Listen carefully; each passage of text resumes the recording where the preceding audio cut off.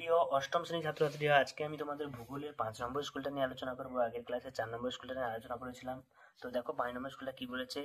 একের দাগে এখানে 10টা এমসিকিউ প্রশ্ন দিয়েছে। দেখো, তুমি যদি মাঝ সমুদ্রে একটি জাহাজে ডুলটামে থেমে থাকো, তাহলে তুমি নিরক্ষ এলাকায় আছো। দক্ষিণ আমেরিকা দেখতে পাওয়া যাবে দীর্ঘতম পর্বত শ্রেণী। অশ্ব অক্ষাংশ দেখা যায় 25 থেকে 30 ডিগ্রি উত্তর দক্ষিণ অক্ষরেখার মধ্যে।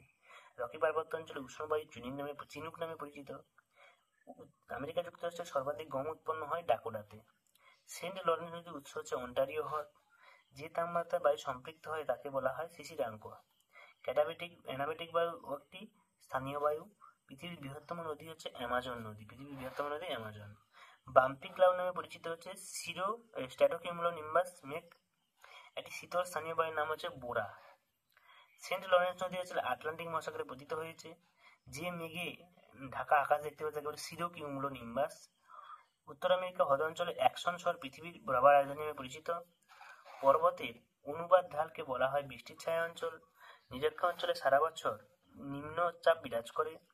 ড্যাশ খ্রিস্টাব্দে পানামা খাল হয় 1904 খ্রিস্টাব্দে। আয়ন বায়ুর অপর নাম বাণিজ্য বায়ু। পৃথিবীর বৃহত্তম নিকেল খনির নাম সাডবেরি। এখানে সাজ না, এটা হবে সাডবেরি। পৃথিবীর শ্রেষ্ঠ ময়দা উৎপাদন কেন্দ্র হচ্ছে বাফেলো। পর্বতের অনুবাদ ঢালকে বৃষ্টির ছায়াঞ্চল বলা হয়। এবারে সত্য মিথ্যাগুলো 10টা দিয়েছে। দেখো, আয়ন বায়ুর গতিবেগ উত্তর গোলার্ধের তুলনায় কম হয়, ভুল হতে বেশি হয়। অ্যাঞ্জেল পৃথিবীর উচ্চতম জলবায়ু সঠিক। আমেরিকা যুক্তরাষ্ট্রের ডাকোটা রাজ্যে বেশি গরম হয়, এটাও সঠিক। অরিনাকো নদীর অববাহিকায় ল্যাসন সময় গঠিত, এটাও সঠিক। সুন্দরবনকে বিদ্যুৎ প্রস্তুত বলে, উত্তর ভুল। উত্তর হবে সেলভা অরণ্যকে। পম্পাস অঞ্চলের স্থানীয় বাড়ি না পম্পেরো, এটাও সঠিক।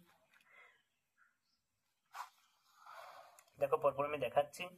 এই যে এগুলো পম্পাস অঞ্চলে দুটি মেরু প্রদেশে নিম্নচাপ সৃষ্টি হয়, এটা ভুল। উচ্চচাপ সৃষ্টি হয়, মেরু প্রদেশের সময় উচ্চচাপ বিরাজ করে। লিবিয়া মরুভূমি উষ্ণ ও ধূলিকণাপূর্ণ বায়ুকে সিরক্ষ বলে, এটা সঠিক। কানাডিয়ার সিন অঞ্চলে উত্তর দিকে সাভানা জলবায়ু দেখা যায়, এটা ভুল। তুন্দ্রা জলবায়ু দেখা যায়।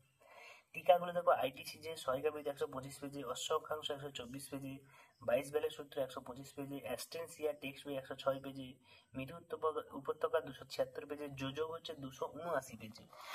এরপরে প্রশ্নগুলো দেখো, সমুদ্রবায়ু স্থলবায়ু উৎপত্তি প্রবাহ 113 পেজে, উত্তর আমেরিকা হ্রদ অঞ্চলে বৃষ্টি কিছু উন্নতির কারণ 291 পেজে, কানাডার সিল 304 পেজে, পম্পাই অঞ্চলে কৃষিকাজ পশুপালন টেক্সট বইতে 106 নম্বর পেজে। তো এই হচ্ছে তোমাদের টোটাল প্রশ্নপত্র। দেখা যাচ্ছে পরের ভিডিওতে, পরে প্রশ্নপত্র নিয়ে আলোচনা করা হবে। সকলকে ধন্যবাদ। তোমরা সবাই ভালো থাকো, ভালো করে পড়াশোনা করো এবং গরমের ছুটি ভালো করে কাটাও। দেখা যাচ্ছে পরের ক্লাসে 6 নম্বর স্কুলটা নিয়ে আলোচনা করা হবে।